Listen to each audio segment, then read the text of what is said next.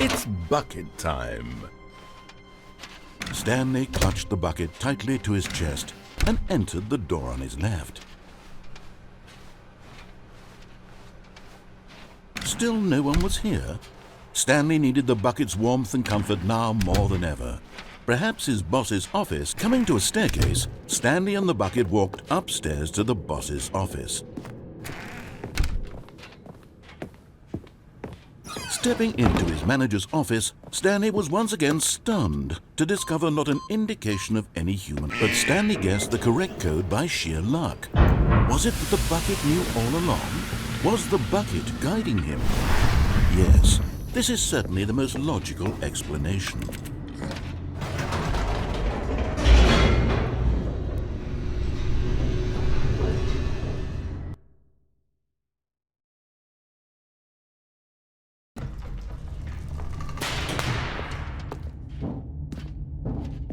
Stanley and the bucket walked straight ahead through the large door that read, Mind Control Facility.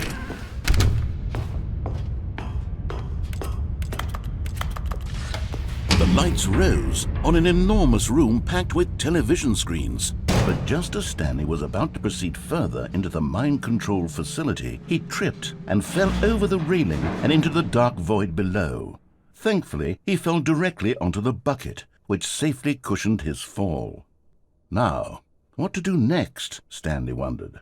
Stanley and the bucket could find no way out of this enormous pit, and so eventually they decided that the best thing to do would be to simply get comfortable down here. So they set up a little couch and relaxed. It really wasn't so bad down here, a bit cold perhaps. After some time had gone by, they installed a few shelves as well, and a sort of kitchenette that was useful for when the bucket was craving paninis. But it wasn't until the rugs and the standing lamps came in that it really started to feel like a home. In fact, after some time, Stanley realized that it had been ages since he had even thought of the mind control facility at all. He'd never gotten to fully explore what was up there, never been able to unearth the many mysteries of the mind control facility.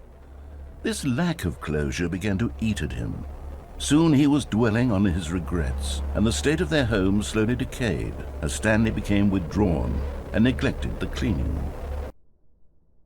It unsettled the bucket deeply.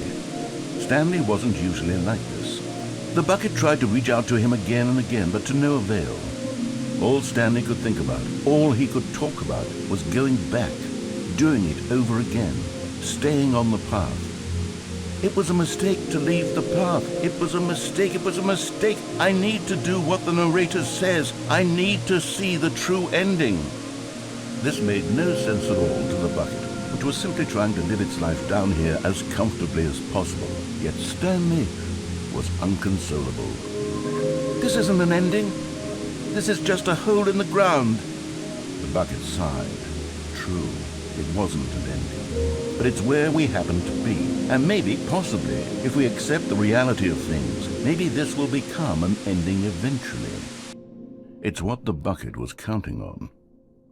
The two of them waited for a very long time.